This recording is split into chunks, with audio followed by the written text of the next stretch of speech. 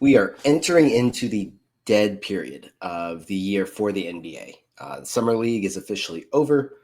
And while free agency and trades and moves are still happening, that's really it. Nothing else is really going on until training camp starts, which is still a couple months away. So this is the slowest part of the year for NBA news, but it's also getting close to mock draft season. We're going to have a lot of redraft mocks here, dynasty mocks here, but before we get into that, today we are going to be talking about a real rookie mock draft from the league that I host, which is a 30-team dynasty league. I've got all 60 picks here on a slideshow that I can pull up because it's a lot prettier than 2 rows of Fantrax picks so that everyone can see. If you're watching, you can see all the picks on the screen. And if you're just listening, I will say them out loud and give some thoughts here and there. But the point of this is just to give some real results as well. I will mention the picks that I made and my line of thinking. And then just for everyone to know, as I said, it's a 30-team league, 9 category. The only real spin here is that there's no positions. It's just all flex spots with 5 starters. So it's, as close to just like a regular NBA team as you'd see. Yes, more NBA teams follow a traditional model of, positions, but aside from that, 5 starters, 8 bench, it's 13 players, and you have a couple IR spots. So pretty close to just general NBA, and you can build your team however you want. If you choose to lean into just punting 4 categories and just leaning in on 5, like sometimes that'll work really well in the playoffs, maybe not as well during the regular season. So there's a little bit of extra strategy in there, but also a good bit of freedom to build your team how you want to build it. I don't think that had too much of an impact on any of these picks, but I wanted to just provide that as well before we get into talking about these picks.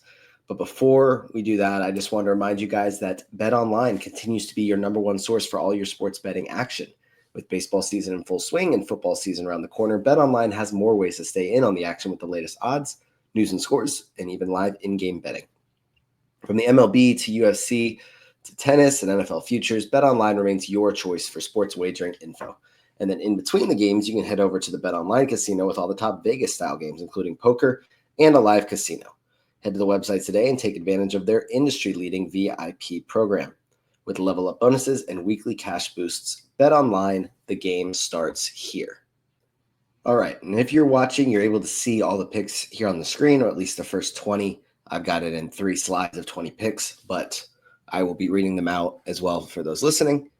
And then I have Fantrax pulled up for me, so if I need to add in context of who's picking and things like that on how it fits their team, I can do that.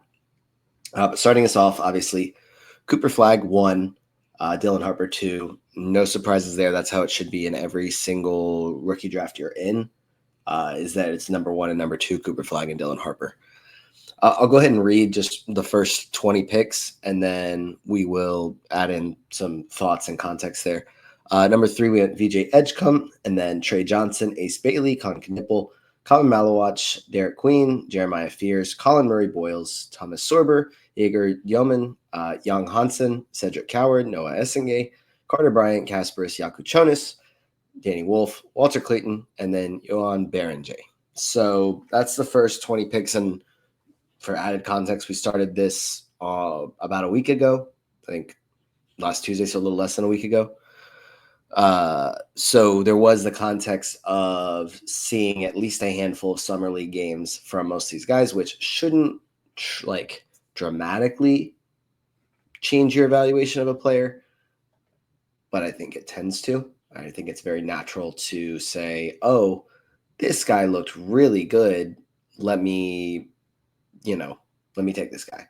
Or, oh, this player looked really good. That's what I always thought. So, of course I'm still going to take this guy. Or, oh, this player looked really bad, and that's what I was saying. So, of course, I'm not going to pick this guy. Whatever it may be, it happens. So, Edgecombe at 3, I think, was the right pick. He looked really good in those games that he did play, especially that first one I think they were in the Salt Lake City Summer League. Then we had Trey Johnson at 4, which I don't think I think that's probably where it differs from what you might typically see. As a matter of fact, I'm going to pull this data back up that Matt and I were using with the Consensus Dynasty rankings. So Consensus Dynasty rankings had Trey Johnson at 6 with the highest of 3 and a low of 13. This is where it differs from Consensus. This will probably actually be more useful than the team context here. But I know that he was drafted by a rebuilding team, like very much a rebuild. This was a team that was taken over as a took over the team last year, and it was dispersal draft. That's the word I'm looking for. That's what we did to make his team. And he has 1, 2, 3, 4, 5, 6 first-round picks next year and 3 the year after. Yeah, it's a rebuild for sure. And it's going to be a slow rebuild. But having Trey Johnson, I think he looked phenomenal during Summer League, and we know he's going to be, or we think he's going to be a really high-level scorer. The other stuff, and I think it's what Matt and I talked about, was like how many defensive stats is he going to get? How many assists is he going to get?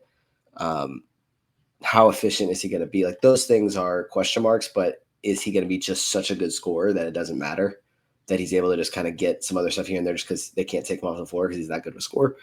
We'll see. I think, again, this is the one that differs from the consensus rankings, but at the same time, someone had him 3. I don't know what ranking had him 3, but somebody did. Then we go Ace Bailey 5, Concanipple 6. They're 4 and 5 in the consensus ranking, so it's good value just because it's Trey Johnson. And then here's where we differentiate again, and that's Common Malawatch going at 7. Now he's 9th in the consensus ranking, so it's not too big of a drop or jump. Excuse me. Let's see if we have any added context from this team. Who the rest of the starting lineup is Giannis, Rudy Gobert, Trey Murphy, Jakob Poeltl, Jeremy Sohan. Yeah, just looking at it, if your team is built around Giannis, Gobert, Jakob Poeltl, Jeremy Sohan, I don't think Trey Murphy necessarily fits this, but not really looking for too much shooting. Now that I'm seeing this, it makes me want to see if I can make a trade here and get Trey Murphy off his hands just to see, because it doesn't necessarily fit that team perfectly, but Malawatch does. So that makes sense. Try and fit. So that's why we're fine taking Malawatch a little earlier. I like that. Fits really well for the team. Then we had Derek Queen, Jeremiah Fears, Colin Murray Boyles, who are 8, 10, and 11 in the consensus rankings.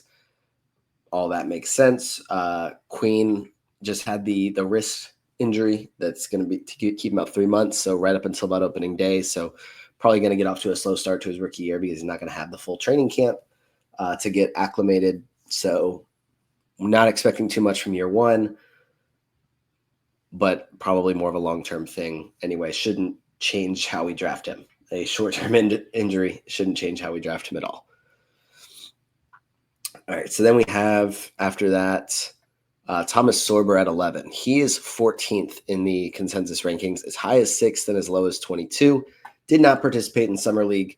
I know for a fact for this team, he was definitely targeting one of the bigs.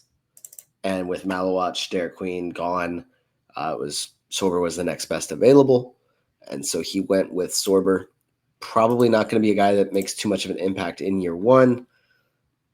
But again, another long-term guy, and we've talked about him a number of times on this podcast because I'm a huge fan of a guy that will eventually be a really good player, I think.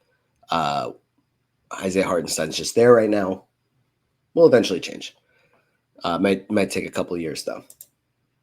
The next one is where things get interesting. A great value pick here. And I picked at 13. Jaeger Yeoman doesn't necessarily fit my team super well, but a guy that is 7th, I believe. Yes, 7th in the consensus rookie rankings. As high as 4, as low as 13. So getting him at 12, great value pick here. Shot the ball incredibly well in Summer League. And, I'm not a huge believer in, but he shot well during workouts or looked good during workouts, because I think workouts can only show so much. Don't necessarily translate perfectly 2 actual games. So that I'm not a huge believer in that. But it did look good in Summer League. And he can definitely pass, but didn't have a great assist rate in Summer League. But also, you got to think he was playing with Nolan Traore, playing with Ben Saroff, playing with Danny Wolf. And, oh, yeah, the offense was kind of running through Drew Timme because that guy was hooping. So we'll see exactly how the offense or like how they choose to utilize him early on, but I expect them to have the ball in his hands a good bit. But at the same time, that didn't happen during Summer League, and we'll see, assuming Cam Thomas is back one way or another. I'm not sure exactly how that looks, but I think it's a great value pick. The next one is Young Hansen at 13. This was me, guilty. I was the one who reached and took Young Hansen at 13. Consensus rankings have him at 18, high of 14, low of 23. So, yes, I reached. But I'm going to tell you a couple of reasons why I did. One, the other guys that I really liked in this range were all gone, that I thought fit my team the best. I was hoping for one of the bigs. Didn't happen. I was hoping for just a value pick at that point, like a Yegor Diaman, excuse me. Didn't happen. So I was like, okay, here's the couple things I can look at with my team, which, for context here, I have in my starting lineup, I don't have a ton of depth, but my team right now is built around Victor Wembanyama and Anthony Davis. I have Bogdan Bogdanovic, Chris Murray, Kobe Buffkin, like a couple like maybe guys. But really it's like how well, like nobody that impacts how I'm drafting outside of Wemby and AD. Like that determines how I'm making my picks. Who fits well with that? Cedric Coward didn't play in Summer League, and I think he'll be good, but didn't feel great for my team, especially because I have Wemby and AD, want to try and win this year. In a 30-team league, having both of them and when you're starting 5 players, I feel really good about my chances if I'm able to upgrade my team a little bit more. And Young Hansen probably isn't like a win now pick either, but I didn't want to completely reach just to get win now. I just wanted to get best available that also fits with my team because I want to win now and win long term. So Cedric Coward, I didn't feel confident in because didn't play in Summer League. They have Kentavious Caldwell-Pope. They have Jalen Wells. They have G.G. Jackson. They have Vince Williams Jr. Like, I don't know exactly how quickly Cedric Coward becomes part of the rotation. There's just too many question marks to me, and I didn't get to see him, and that's kind of a factor for me. I would have loved to have seen him in Summer League, so I was just like, wasn't feeling in that moment like, okay, I want to take him. Same thing with, not same thing, but then the other guy I thought about was Kasparis Yakuchonis. Just didn't feel like he fit my team very well, or that there was a guarantee that he was going to play a lot this year. So, yeah, I mean, I felt like taking the swing on Young Hansen. So that's kind of my line of thinking. And also, my other thing is fantasy basketball is supposed to be fun. And I wanted to have some fun and take the guy that I had fun watching and fun rooting for and has a lot of funny quotes. And, yeah, that's what I wanted to do. So that's what happened. Took Young Hansen. Next pick after that was Cedric Coward. Solid pick. Good value. I'm a fan of his. Then we had Noah Essengay, Carter Bryant, Yakuchonis. Feel pretty good about most of those. Like Coward's consensus is 13. Then, I mean, Essengay is 15. That's where he went. Carter Bryant's 16. That's where he went. Yakuchonis ended up being good value. His consensus rank is 12th. But if you look at this, it's a pretty wide range. One of the wider ranges here. Somebody had him as high as 5th. Somebody had him as low as 23. Really poor start to Summer League, then kind of figured things out against the Hawks. Got to see I guess both the good and the bad. We'll see how it turns out. Next pick at 18 was Danny Wolf, which was a little bit of a reach in the sense of just looking at the consensus rankings. He was 25th. He was high as 16, as low as 33. So was a little bit of a reach to those standards, but still somebody had him as high as 16. So taking him at 18 is not necessarily the worst thing. And I'm just going to pull up. Yeah. Don't think that that's necessarily a bad pick. He also added a number of different young players in this draft and has a really, really young team.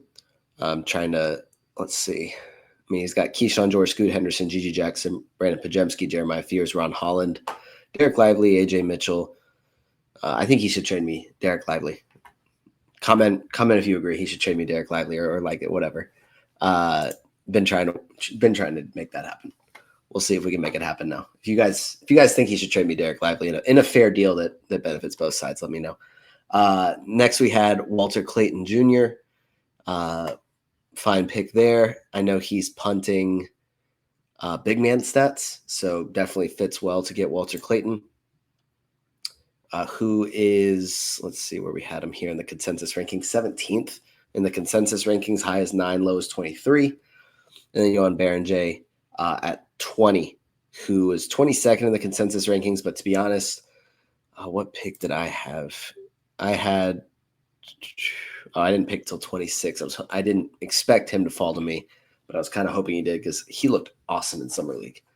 Don't know how much he plays year one, but when he gets on the floor, like, yeah, it's going to be a good fantasy player. Really excited. The shot blocking was incredible during Summer League. We'll see exactly how his role translates. All right. Pick 21, we have Nolan Traore. And this is on the second slide, so I'm going to go ahead and fly through all the picks here just to read them out. Number 22, we had Neat Clifford, then Jace Richardson, Asa Newell, Rasheer Fleming, Ryan Kalkbrenner, Liam McNeely, Ben Saroff, Maxime Reynaud, Hugo Gonzalez, Janai Broom, Will Riley, Adu Thiero, Cam Jones, Noah Penda, Chaz Lanier, Brooks Barnheiser, Tyrese Proctor, Kobe Brea, and Drake Powell. All right, so going through these picks, Traore at 21, his consensus rank was 19, high of 15, low of 26. Then we had, which is good value, Neat Clifford at 22. His consensus rank is 21. Another, value pick, I guess, but also such a win now pick. Kind of was hoping he fell to me, but he'll join a team that has Danny Avdia, Tumani Kamara, Tyrese Maxey, Jane McDaniels, Aaron Neesmith, like a nice, well-rounded team. So it should be a pretty competitive team. Then we have, Jace Richardson. Consensus rank is 24. Took him at 23. Fine pick. Asa Newell at 24. Consensus rank was 26. Fine pick. Rasheer Fleming was next. Consensus rank was 23. Ryan Kalkbrenner is who I picked at 26. His consensus rank was 20. I think my ranking of him, which I think I was the one who had him as high as 15, was part of the reason that this was brought up a little bit. He was as low as 31, though, so not everyone agrees with me, but was happy to take him at 26. Fits my team pretty well. I think assuming he's playing a decent-sized role at least, that having him, Wemby, and AD, like pretty decent amount of blocks should be coming from there. Hopefully rebounds and field goal percentage will be solid. Enough points, hopefully, from AD and Wemby and whatever other moves I can make. I'm not expecting too many points from Ryan Kalkbrenner, but I think he's a guy that can fit in pretty well with what I already have. So happy to take him at 26, and we'll see exactly how many minutes he plays. Because if he plays a lot, I feel really good about it. If he doesn't, then we'll see. Next one, Liam McNeely at 27. Consensus rank is 29. Ben Saroff at 28. Consensus rank is 30. Maxime Reynaud at 29. His consensus rank is 27, so nice value pick there. That was me. Not trying to toot my own horn. I forgot that was me. Yeah, so got him a couple picks after consensus. He was ranked as high as 20, as low as 44. I know these rankings, like I said, they include my rankings in this. I think it was, Matt said it was 16 different rankings. I had him pretty low, and I didn't love the fit to the Kings, but looked really good in Summer League. And I think after processing it a little bit more, No more Jonas Valanciunas there. Reno is probably the backup, and everything feels like it's ready to fall apart if it doesn't go well in Sacramento. So who knows? He could be playing a pretty large role pretty quickly. So would probably have him ranked closer to where I ended up taking him if I were to remake some updated rookie rankings, which I've thought about doing but haven't committed to yet. Hugo Gonzalez at 30. Consensus rank is 33, but thought he looked good in Summer League and was on a really good Real Madrid team, but just wasn't able to get minutes, which is totally fine. Team full of former NBA players at his age, totally understandable. Janai Broom at 31, Will Riley at 32, Duke Thiero at 33, his consensus rank was 28, so that was a nice value pick there. Cam Jones at 34, Noah Penda 35, Chaz Lanier at 36. That was a Tennessee fan that reached slightly. His consensus rank was 40, so it wasn't, I guess, a major reach there, but I was able to get him. Brooks Barnheiser, whose consensus rank is 49, the highest was 41. Now, to my understanding, most of those rankings at least were pre-Summer League, and obviously he looked really freaking good in Summer League, and it's easy to buy into the hype. We talked about this in the episode with Matt, based on the article from Owen Phillips, who, check out that episode, check out the article. I have it all on Twitter, tweeted out with the link to the article, link to the shows. Check that out for more information, but basically just says like certain stats translate well from Summer League, certain stats don't, steals don't. And Brooks Barnheiser and Jameer Watkins are two guys that you shouldn't just fly up your rankings just because they looked really good in Summer League as far as steals go. Now, they did both play well, and I think they should be considered a little higher, but they're not, first round guys or top 20 guys just because they dominated Summer League. Tyrese Proctor at 38, Kobe Bryant at 39, who also looked really good in Summer League. Drake Powell at 40. This was a really nice value pick because he was 31st in the consensus rankings. To get him at 40 was a really good value pick. All right, we're going to move on to the final 20 picks. Again, I'm sure you noticed, keep the pace a little bit, going a little bit instead of super overanalyzing everything. At this point, where players ended up in consensus rankings is going to vary a lot. Some of these guys were undrafted two-way guys. Some of them were, first one right here, Yannick Conan Niederhauser is a first-round pick. Got him at 41. Really good value, I will say, for that specifically, because his consensus rank was 32. It was a first-round pick. Somebody had him as high as 23, as low as 43. So getting him at 41, really nice value pick there.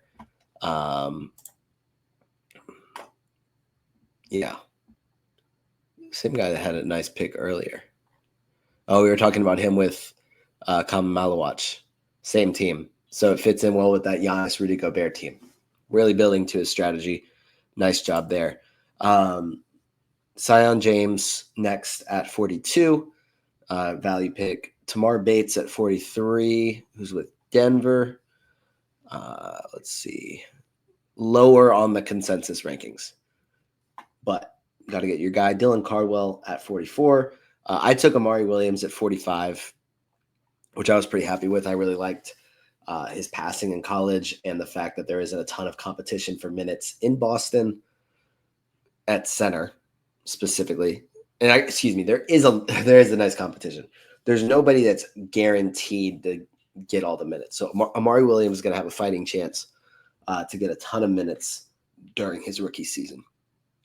Then we had 46 Elijah Martin, 47 Ryan Nimhard, 48 Jemai Meshack, 49 Jameer Watkins, 50 Markovich from Milwaukee, 51 Mohamed Diawara from New York, 52 Rocco Zakarski, 53 Javon Small. Then we had Mark Sears, Micah Peavy, Alex Tui, Will Richard, Hunter Salas, Kobe Sanders, and Vlad Golden from Miami to round out this draft. I did have 2 second-round picks, but I ended up trading up to consolidate roster spots and make sure I got Amari Williams, which I was fine with. But yeah, that's the 60 picks from this draft. I guess I can see if there's like a best available. See if I can. Let's see. I don't know if this is. If I can just find a couple guys. So the rookies in the app. Here, I'll do this instead of trying to say all the names. Here's the available rookies in the app. If you're watching, so it's Hunter Dickinson, Eric Dixon, who I think I had pretty high. The undrafted two-way guy to the Lakers. Chucky Hepburn, CJ Huntley, Miles Kelly, Caleb Love, RJ Lewis, Eli John, Ndiaye. I'm not going to try and pronounce some of these names because I know I'm not going to get it wrong. Taylor Peter. I guess there is a duplicate Will Richard, unless he was just already dropped. Max Shulga and John Tanji from Utah. I'm actually just curious. Did he already just get dropped? Nope. So I guess there's duplicates. Shout out to Fantrax. All right. So that was all 60 picks from a real Dynasty rookie draft with money on the line, if that means a little bit more. Should have more rookie drafts coming up soon. So more data to take a look at. I believe Matt will be back tomorrow, so we will be able to talk about more rookie stuff. Not sure exactly what that's going to look like, but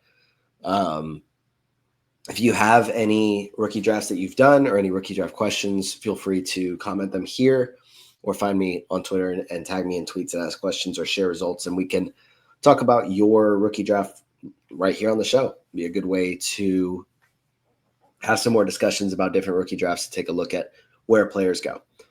But that's going to do it for this episode. You can follow me on Twitter at NoahRubin22. Like, comment, subscribe, all that really helps out a ton.